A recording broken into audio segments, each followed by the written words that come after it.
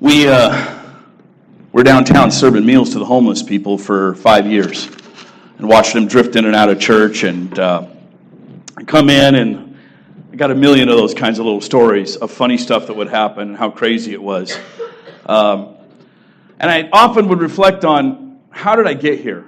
And why am I there, right? And we would end up selling that building and moving here, and there's a lot of story. And as we're preparing to have a big meeting this afternoon with our congregation, it was sort of dawned on us that maybe we need to tell our story a few more times so people can hear the whole journey of how we got to this place, to understand what it is we're trying to do here.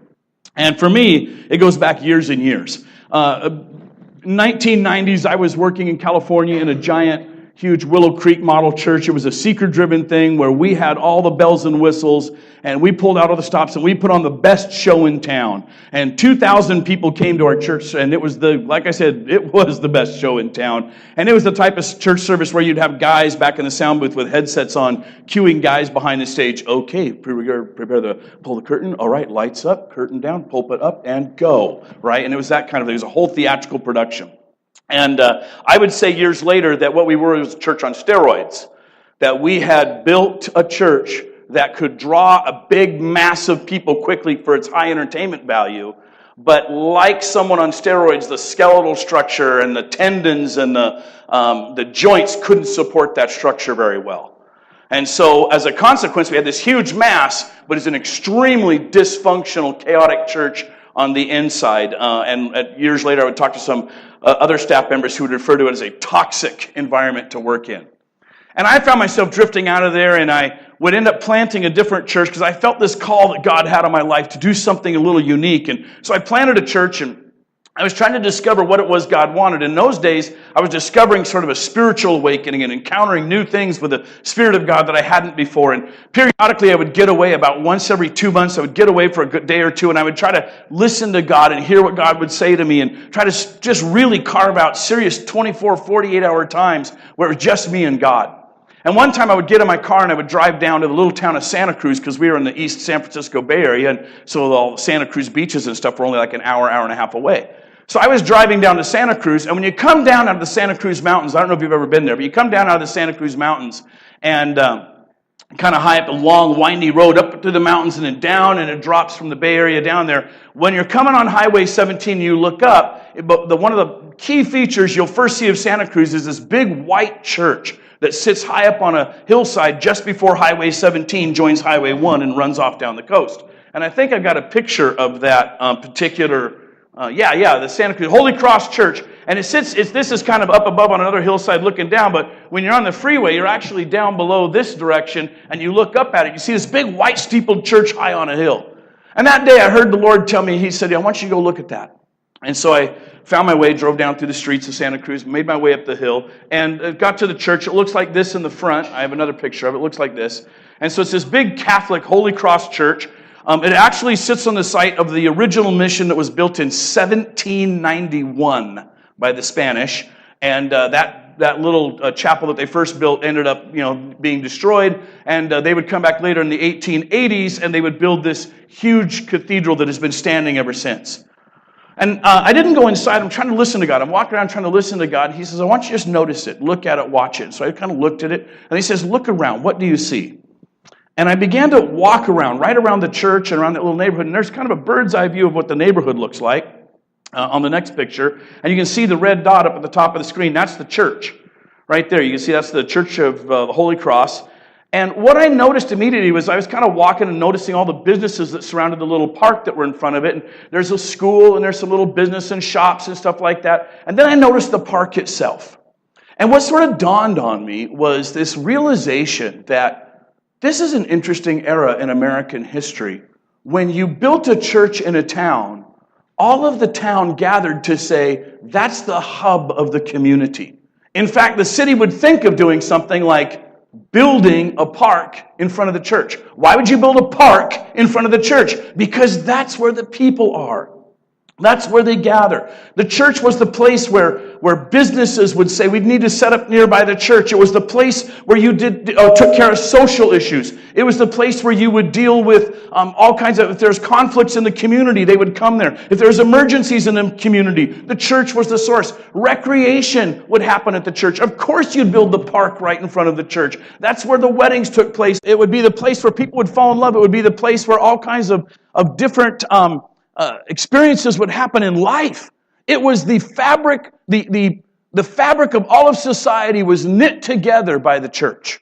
And I sat there and I looked at that park and I looked at that church, I looked at the business around it, and all I could say to God was, boy, those days are long gone in America, where the church is seen as the center of life, love, happiness, joy, conflict resolution, where you deal with emergencies in a community, where everything takes place around the focal point of you gather at the church. That those days are long gone. And I asked him, I said, Jesus, will this ever come back again? And his response to me was, not in this way. It will come back with a new wineskin. Like, new wineskin, okay. I knew what that meant. I mean, I've been raised in church, so if you never heard that phrase before, you can find it in Matthew chapter 9. And in Matthew chapter 9, Jesus first refers to this wineskin. In chapter 9, and I'm going to go with start you in verse, 14. It says, Then John's disciples came and asked him, How is it that we and the Pharisees fast often, but your disciples do not fast? And Jesus answered, How can the guests of the bridegroom mourn while he is with them? The time will come when the bridegroom will be taken from them, and then they will fast. No one sews a patch of unshrunk cloth on an old garment, for the patch will pull away from the garment, making the tear worse. Neither do people pour new wine into old wineskins. If they do, the skins will bursting the wine will run out, and the wineskins will be ruined. No, they pour new wine into new wineskins, and both are preserved. And if you're using one of these Bibles, slide right across the page to verse 35, because I love what this says. Jesus went through all the towns and villages, teaching in their synagogues and proclaiming the good news of the kingdom and healing every disease and sickness. And when he saw the crowds, he had compassion on them because they were harassed and helpless like sheep without a shepherd. And then he said to his disciples, The harvest is plentiful, but the workers are few. Ask the Lord of the harvest, therefore, to send out workers into his harvest field. When Jesus was dealing with this wineskin issue, what was happening is he was trying to tell people, when a new move of God comes, it won't fit the old ways of doing things. John's disciples, the Pharisees, were saying, we know how to do the religious life. And the religious life requires us to fast. It requires us to mourn. It requires us to be sorrowful about ourselves. And we notice you, Jesus, you and your disciples don't do that. You don't follow the forms we have already established. Your ministry looks different. And Jesus' response is, something new is about to happen from God. And when the new thing comes from God, it won't fit in the old forms of doing it. And so when Jesus referred to a new wineskin, what he meant is the old ways aren't bad, they're not wrong, but it's just when the new move of God comes, it can't fit inside the old ways. It needs a new wineskin and a new way of doing things. I sat there outside that church of Santa Cruz, and what I heard Jesus saying was that old form was great, it served society, and the new form might come again, where this church could be the center and the hub of society. But it won't look like the old form of a big steepled cathedral on the hill. And I didn't know exactly what he meant, other than I knew there was hope in it. I'm planting this little church. I'm struggling along. It's a difficult time. 4 years, 4 months, 4 days I did that church, and my wife and I got totally burned out, and we quit it. And I was thinking, I was being told by people, God has something better for you. And when I was in the big church, I was the teaching pastor, and I must have heard 100 times people say, when you go out to plant your church, Rob, 1,000 people will come there. You just preach, people will come. You just start preaching, people will come. They will come. Well, I'd preached for 4 years, 4 days, and 4 months, and I couldn't get 100 people. I think I had 110 if you count all the little kids. I couldn't get 100 adults in the room after 4 years. We were burned out, frustrated, tired, decided I would quit, and people would tell me, God has something better for you, Rob. You'll be in a situation, you just preach, people will come. Well, the better thing he had for me was to actually help at a Presbyterian church that was old and tired and run down. They actually sang hymns with the hymn book, dressed in choir robes, and a pipe organ. And I thought the only way God would send me there is penance for my sins. Right? And so I knew I was a sinner, so I signed a 1-year contract to do that penance. But it turned out I was a bigger sinner than I thought because the contract ended up going 4 years. And I helped them transition into a different model, and they became a more contemporary church. And I learned a bunch of hymns in those days. I still do a few, like today. And after 4 years, I'm like, I'm ready to do something new, because they were building their dream, and their dream wasn't mine. They sold a building for $5 million, built a new building for $10 million, and the more they built, the less I liked it. So I knew the call of God on me was to do something else. I'm going to help them do their thing. And in that 4 years, I preached 4 times. 4 times is all the sermons I did. And people would say, you need to preach more. I'm like, can't do anything about that. This is where God has me right now. And so I decided that, kind of taking that hub, if you just preach, Rob, people will come. So I started to put out resumes, and I'm looking for jobs, I'm looking for work. And I sent resumes out from Maine to Australia over a year and a half time. I don't know, maybe 150 applications. I got one interview at Lake Arrowhead in California, and they chose the other guy. And so our house was crashing in the market of 2007. I was bored with the church I was in, didn't like my life. And in 2008, we short sold our home, lock, stock, and barrel, packed up everything we owned, put it in a moving truck, moved to Spokane because my family was here, and we did not have a place to live or a job to come to. We just had family and friends here. My friend Chuck back there had a rental house that just came due. He calls me about 3 days before we left. He says, hey, I had some people move out of a rental I own. You guys want to move in and just pay me what you can? We're like, oh, sure. So we move into Spokane, and we'd go into this little rental house. We were coming from high-end Pleasanton, California, and we moved to a neighborhood over by Rogers, what my wife would refer to as Jerry Springerville from there on out, right? And that was our neighborhood. And we're not sure what to do, and we start arguing about how to get a job, and one thing leads to another. And to prove to my wife that you don't get a job in ministry, which, by the way, at the time I was vowing to get out of. I did not want a job in ministry. But to prove to her that you don't get a job in ministry by knocking on doors and handing out resumes, I went to the dirtiest, rattiest, nastiest church I could find downtown. I would knock on the door, I'd hand them a resume to shut her up and show her how this would work. And of course, that's how I got the job at First Covenant. It turns out they were looking for an assistant pastor to help the senior pastor who'd been there 20 years. I asked him, well, how many people have you got? He said 30. He told me he'd done 70 funerals in his 20 years. I'm like, good Lord, man, you have a congregation in the ground, twice the size of the congregation above the ground. And so we didn't want the job. We tried to resist, but we were running out of money. And long story short, we took the job under a 1-year contract to help them out. And I would come in there, and I was going to lead worship, and I was going to help them retool the church. Well, the church was grossly dysfunctional, severely broken. It was an absolute mess. It was socially fried with each other. It was a group of people, huge cathedral that sat 200 people, and there would be 30 people who would come in, and they would sit in little clumps around the room because they didn't like each other very much. And we would sing, and I would preach, and nobody would come, right? And eventually a few people started to drift in. And in 2009, my wife and I said, well, here's what we can do. We can either sell this building and move to the suburbs and build some really cool church with a coffee bar in the lobby and a $50,000 playground outside the church like everybody else has done, or we can minister to our neighborhood. And the church said, let's sell. So we tried to sell it, and the year before, the big St. John's Cathedral, which we know as the hole in the ground, it's now being built up for 5 years, that sold for $2 million in 2007. But First Covenant missed their opportunity. And in 2009, their property was only worth $1.3 million. It had plummeted $700,000 in 1 year. So we put it on the market, and in 10 months got one offer for $750,000. And everybody panicked. And long story short, they blamed the senior pastor. He got mad. We kind of tried to hold things together. He packs up and resigns and leaves. And 9 months after taking the job, I'm standing there as the only person on staff left. We retooled some bylaws and got a whole brand new board in to try to take this church into a future. Because what had happened, is he had bought the parsonage, which was a house on the South Hill, up on 17th. That kicked $200,000 into the coffers. And they were going to use this money to float the church out for 4 years to try to figure out how to retool it. And I got hired in November. And in April, standing at the Starbucks down there on 2nd, and I say to the senior pastor, I say, have you looked at the budget lately? He says, no, I'm not a numbers guy. I don't really pay attention to that. I said, oh, well, okay, then you'd be interested to know that this church is losing $15,000 every month above and beyond the giving. And he's like, what? I'm like, yeah, so I don't know who your financial planner was for this strategy, but your 4-year plan is going to be over in less than a year. What are you going to do? And so that's caused the panic. They were going to sell the building. The building wouldn't sell. He resigns. It was ugly. It was awful.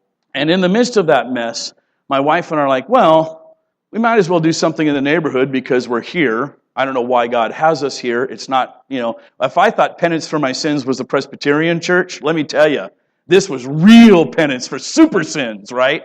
And downtown, beat-up cathedral, 30 people, didn't like each other, grossly dysfunctional, $15,000 a month losses, no resources, no nothing, and I'm left holding the bag, no secretary, no janitor, no nothing, just me.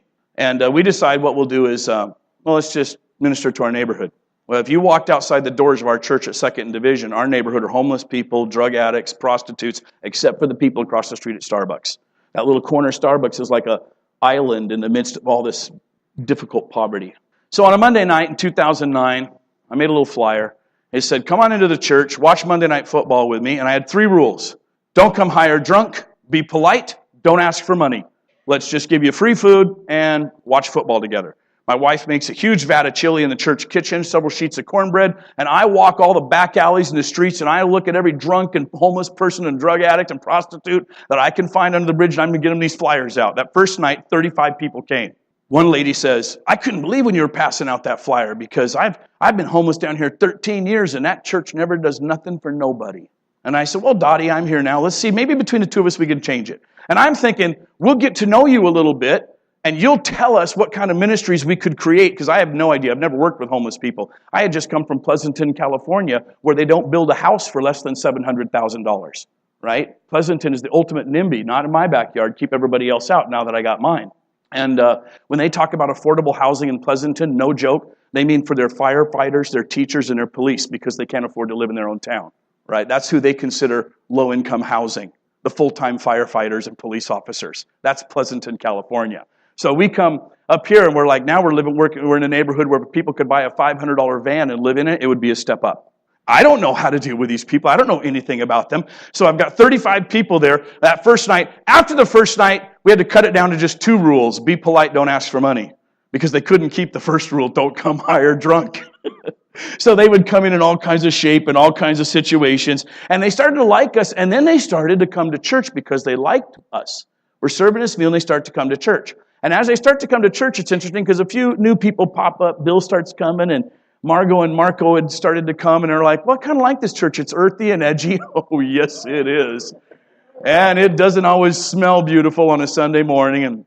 And we would have these people come into church, and I had the 3 rules that had to cut down to 2, but when they started to come to church, I had to add some rules back again that I wouldn't have thought of, like please don't hide your beer in the toilet tanks during church services to keep them cold. Just a simple rule we got to have, okay? There'll be no panhandling in the lobby unless you're an official usher with an official offering plate. Those are the only people who can panhandle in the lobby. Secure all your knives, please, and keep them folded and put away. Do not groom your fingernails in our church during church service with your large buck knives. If you like something the pastor says during the sermon, you don't have to shout out, that's it, pastor, kick the demons in the ass. Just a hearty amen will suffice. That's all we need here. Thank you very much. If you're going to come to church wearing saggy pants that hang down and back, underwear is not optional. Had to make that a rule. I wanted to put that one on the reader board out front. I thought, the cooler heads prevailed. And so we would have these rules that we'd have. One day this guy comes in, and I had led the worship, and I sit down because somebody's doing announcements. It's probably Bill doing announcements up there. And this grizzled old homeless guy slides down the bench next to me, and he says, you got any smokes? And I'm like, no, I don't have any smokes on me. No, I'm not a smoker. You ain't got any smokes for me. No, I don't have any smokes for you. I don't smoke. He says, you gave me smokes last week. I said, will you keep your voice down? I did not give you smokes last week. Well, you up there playing the guitar, ain't you? And I said, yeah, that's me. I'm sure you gave me the smokes. Are you sure it wasn't that guy over there? And at the time we had this shaggy-haired, grizzle-beard guy that was playing guitar with me. He lived in a trailer out in the woods, right? And he'd come in and help me by playing guitar. And he looks at me and goes, oh, yeah, I guess it was him give me the smokes. Like you could confuse me with that guy. So I had to make that a rule. Please do not ask the pastor for smokes during church services.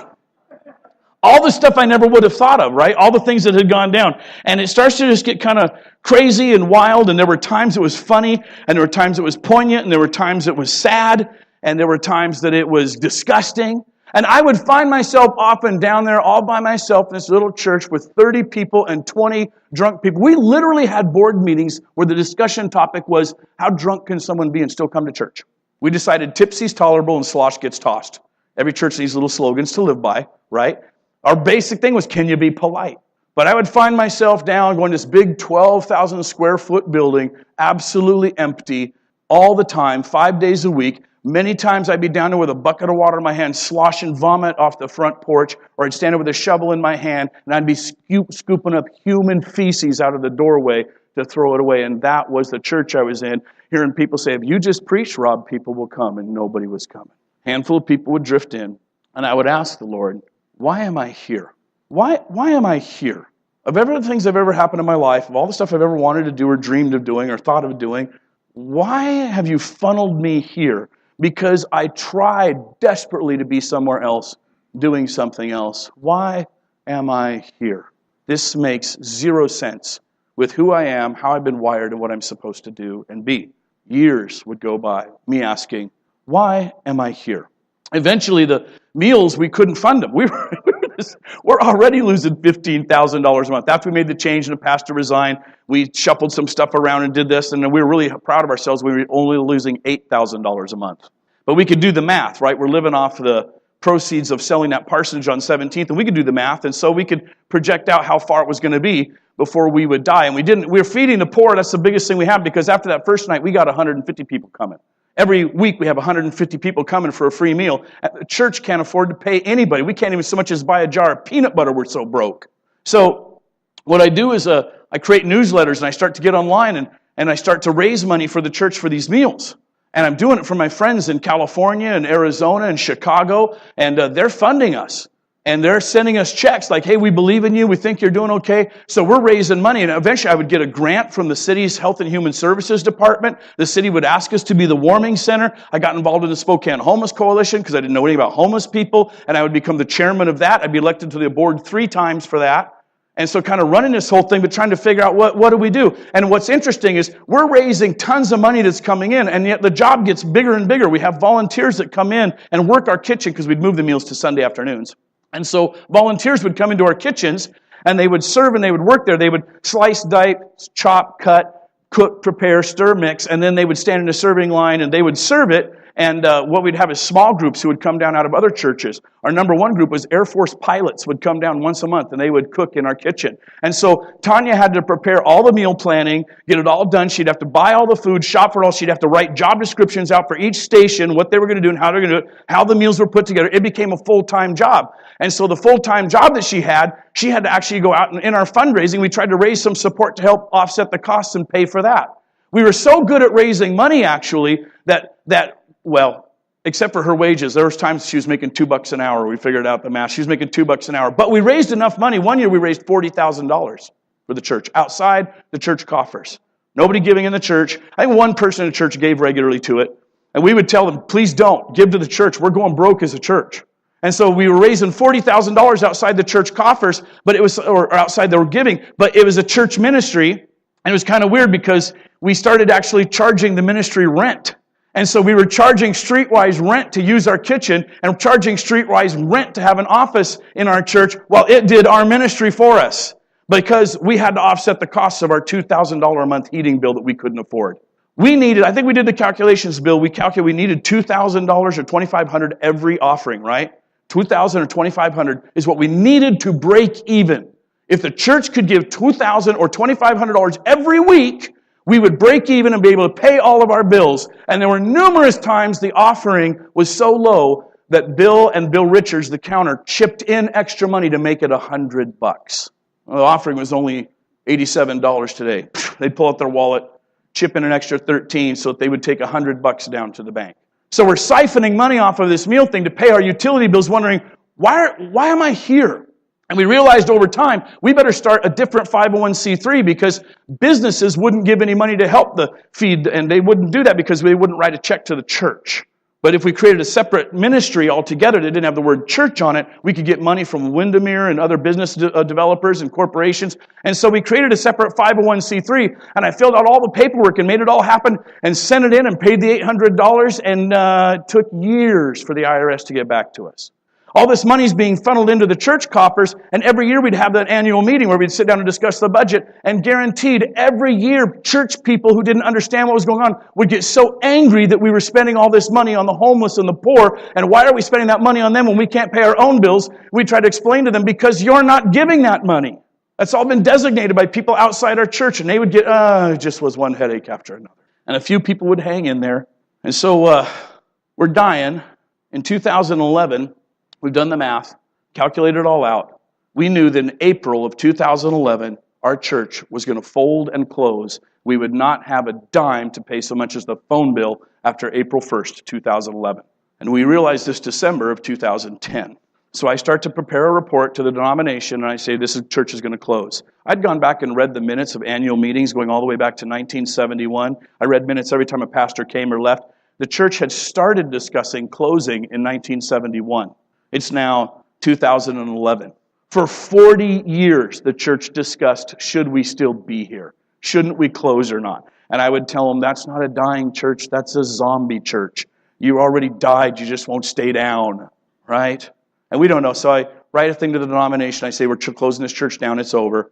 And the denomination's kind of frustrated. The way it works in our denomination, as long as we exist as an independent church, we own it all as this local body. But if we ever close, all the assets go to the denomination. So we can't give it away to anyone else. It got to go to the denomination.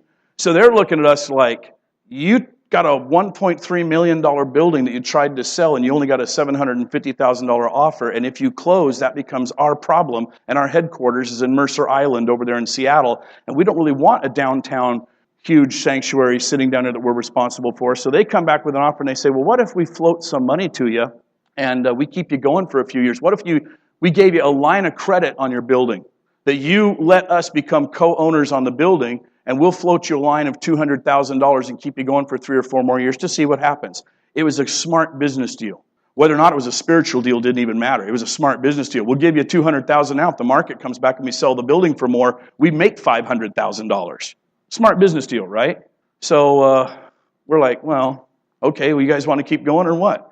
We felt like, well, we're feeding these poor. We're doing what Jesus wants us to do. We're helping the poor and the needy. Church doesn't smell good. Guys are waking up under the freeway, rolling up their bedroll, coming to church, throwing their backpack and bedroll under the pew, parking their dog next to them, getting a cup of coffee and enjoying church with us. And it's a crazy, wild world.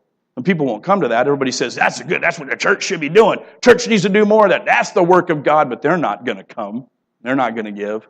So we're like, okay. So we know we're going to die on April, and so they say, well, we'll get the money to you in April.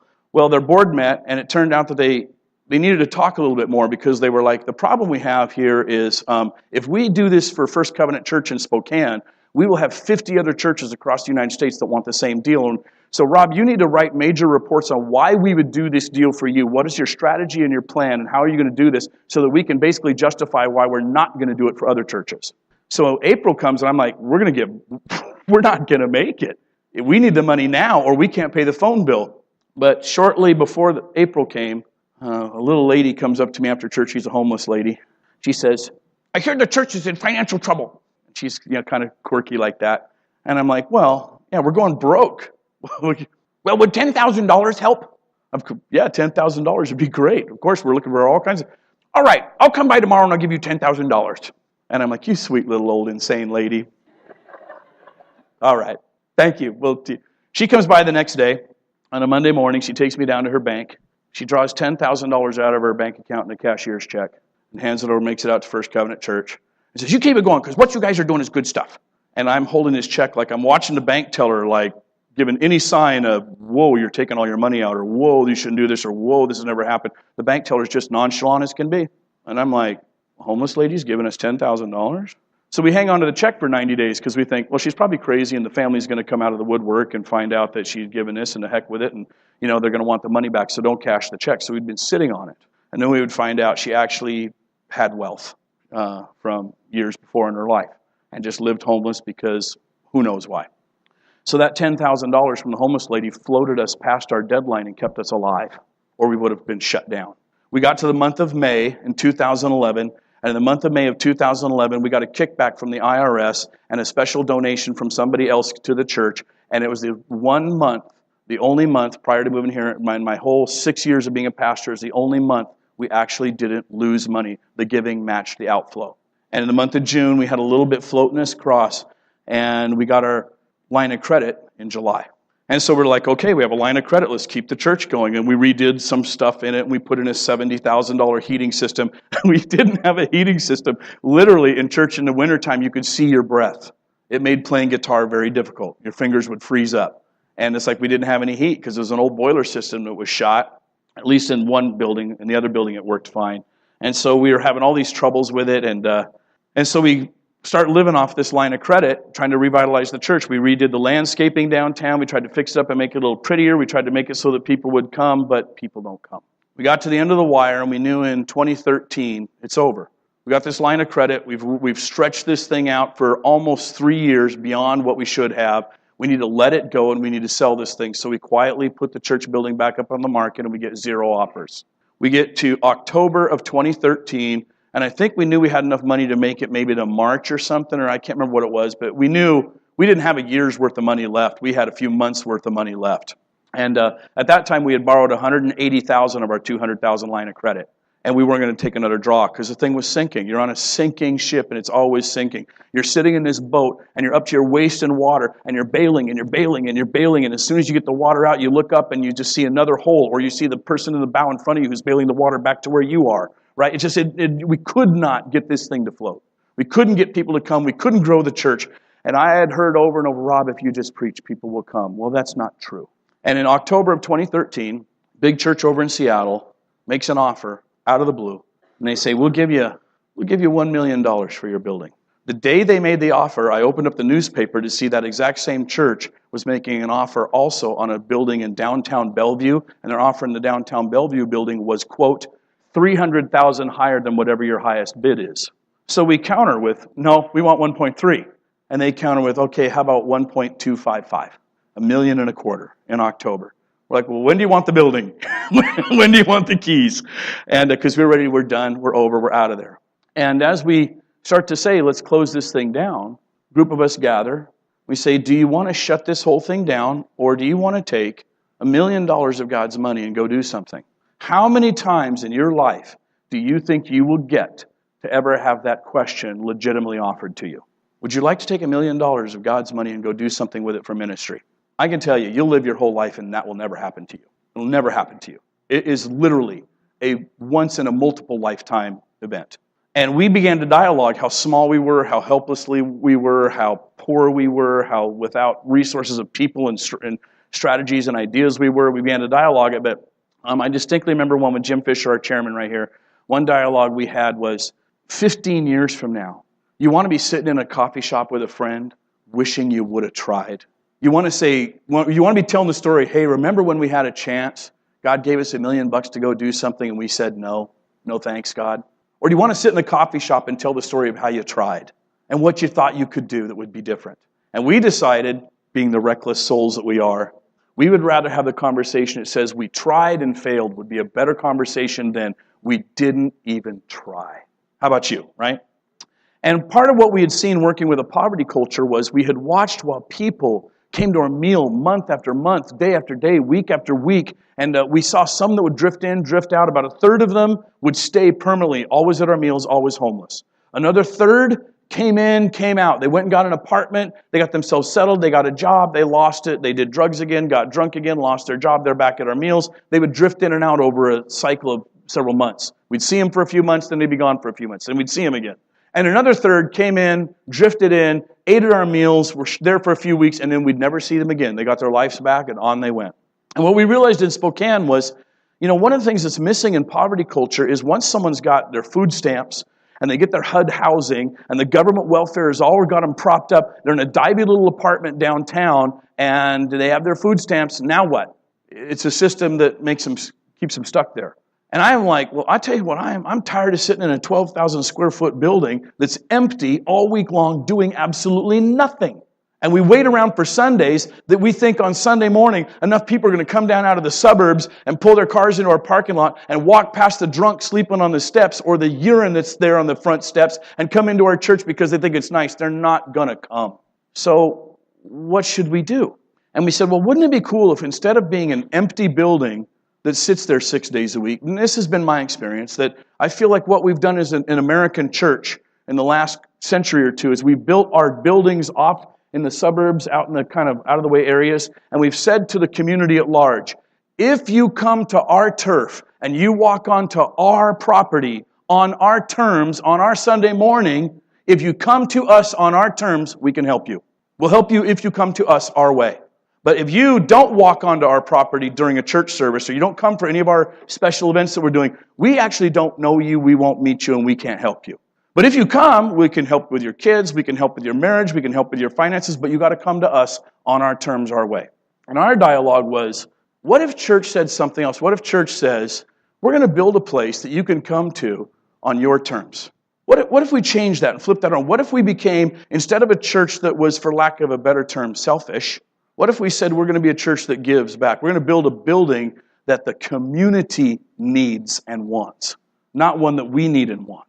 What if we built a job training coffee shop for the people who are trying to lift themselves out of poverty, or they've gotten clean and sober? They've been in the Dream Centers program for 18 months. They've gone through Union Gospel Missions program, and they've floated to the top of that struggle, and now they're ready for the next step up, which is completely out of poverty culture. But guess what? You can't get a job when your resume says 2 years homeless, 3 years in jail. No one's going to give you a chance. What if we built a place that gave them that chance?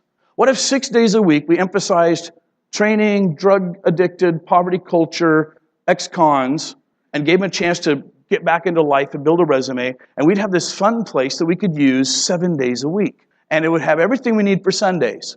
We'd have the church space we need, we'd have children's space we need. What if we tried to do that? And that was the mission we set out to do 1 year ago. And Bill, you're probably going to tell the story how we almost died 3 times in the process, right? You're going to tell that this afternoon? Yeah, we almost didn't make it. Because in the end, the $1.3 million, the big mega church, 17 campuses across Seattle, Phoenix, Southern California, Albuquerque, New Mexico. They had $35 million of assets, 17 campuses, and 15,000 people attended their church. We were $180,000 in debt. We had 30 members and 20 drunks and 4 dogs. And a year later, one of those churches was dead and no longer exists. We're still standing. They're gone. Mars Hill Church out of Seattle. When they came down to it, they come to us the day of the deal was due in April, and they said, we can't fund it. We can't do this. And we were like, what do you mean you can't do it? Well, we were collecting a whole bunch of our properties, putting them into one bank, the Evangelical Credit Union, and they won't loan us any more money, so we actually can't buy your building. And long story short, when the dust settled, they said, well, we'll give you 20% down. We'll spread payments out over a 2-year period. Some of the payment will go to the principal. Some of the payment will go to rent. At the end of 2 years, we'll pay the remaining 2/3 balance. And we were like, wow, that means we got to go try to move, pay off all of our stuff, and get a building, and we would have $160,000 left to build a building out, which is like nothing. I mean, it's like barely can be done. And so we got into this thing, we streamlined it, we did a lot of work, we put a lot of sweat into it, a lot of sweat equity. We got to the end, we got to November, and guess what? This thing wasn't built and we were out of money. And when Mars Hill collapsed, it kicked some more money back to us. But in January, we were flat broke of just this last year, 2015, flat broke. This thing wasn't built, it wasn't done, and we didn't have any money to finish it. And I stood right there about where that couch is with a guy named Rob McCann, who's the director of Catholic Charities. And he's looking around, he goes, you got this far on $160,000? I'm like, yep, that's as far as we could get. He goes, I'm amazed you got as far as you did. And I was like, wow, okay, because they build $9 million buildings. And he looks around and he goes, how much do you need to finish? I said, I don't know, $50,000 to $75,000. He goes, okay, I'll get that for you. Do you think Rob McCann of Catholic Charities got us a grant for $50,000 because he likes my preaching? Do you think so? I'm going to tell you no. Do you think Rob McCann of Catholic Charities gave us a $50,000 grant because he likes our worship? No. Rob McCann of Catholic Charities got us a $50,000 grant for one reason only, that job training coffee shop. If we weren't doing that, forget about it. We're not going to help you. I didn't have the money to have the whole building painted. We couldn't figure that out. We could probably afford the paint, which was about $600, but to hire a painter to do it was about $6,000. So the Mormons came and painted us for free for just the cost of the paint. The Mormons painted us. Do you think the Mormons painted us because they like my preaching? No. You think the Mormons painted us because they like our worship songs? Why would the Mormons paint us? Because of that job training coffee shop. They believed in it. They believed in it. They're saying, we love the vision you have to be something more than a church building that sits empty 6 days a week, waiting for Sunday mornings to draw a crowd and pass the plate and pay for it all. We love the idea that somehow there could be a church that would impact the community long before someone ever intended a church service. And we love the fact that that church will focus its energies and its resources on lifting poverty culture people out of their situation. And we will give money and time to help that. All the detail painting you see, all the little trim, the teal, the salmon, all that on the poles and all that kind of thing, that was done by all the Dream Center guys downtown who are drug addicts who live in the Dream Center down there for 18 months during a program. We brought them up every Tuesday, and they got paintbrushes, groups of 50, 60. We only paid for the price of the paint, and we bought them a burger from the milk bottle every time they came. And that's how we got the interior painted. You think the guys from the Dream Center painted us because they like my preaching? No. They've never heard me preach, and they never will. Why would they do that? Because they believed in what we were going to do for them. We hired guys out of the Dream Center who came to the end of the program and needed a job and didn't have anywhere to go and didn't have family. They're like, we'll take them. A couple of them relapsed. That's okay. We've loved on them, right? Because they believe in that. And after we built this place, and we got people to parade in and out of it, it was cool. I will admit, the coffee shops struggled. Financially, it's hard to get a new business off the ground when you don't have a name. You know what our biggest obstacle has been? The word church on the outside of the building. The word church has been death to our coffee shop. We have had to fight to overcome that word because that's the reputation of the church in modern America. And yet here we are, not even a year later, because we opened on Easter Sunday, and I can tell you some of the ways that this church impacts the community. The Garland Business District meets here twice a month. They've chosen this as their location to hold meetings. The North Hill Neighborhood Council, which is part of the city political structure, holds their meetings here now in this back room behind me, second Tuesday of every month. If we ever want a grant from the city for any reason, it has to go through the North Hill Neighborhood Council. We decided it'd be good to be in good cahoots with them. At one point when the windstorm happened this last November, the city actually emailed me. The City Health and Human Services Department emailed me saying, please, Rob, could we use the gathering house as a staging ground to give away coats and blankets and water bottles, and we could use it as a hub of source. We'll set up in there. We'll have stations where people could come and use it as a warming center. And I said, absolutely, but we don't have power either. You know how many times in my life the city has called the church asking for help from the church? Never in all my years before. Not until we did First Covenant and did the warming center and here.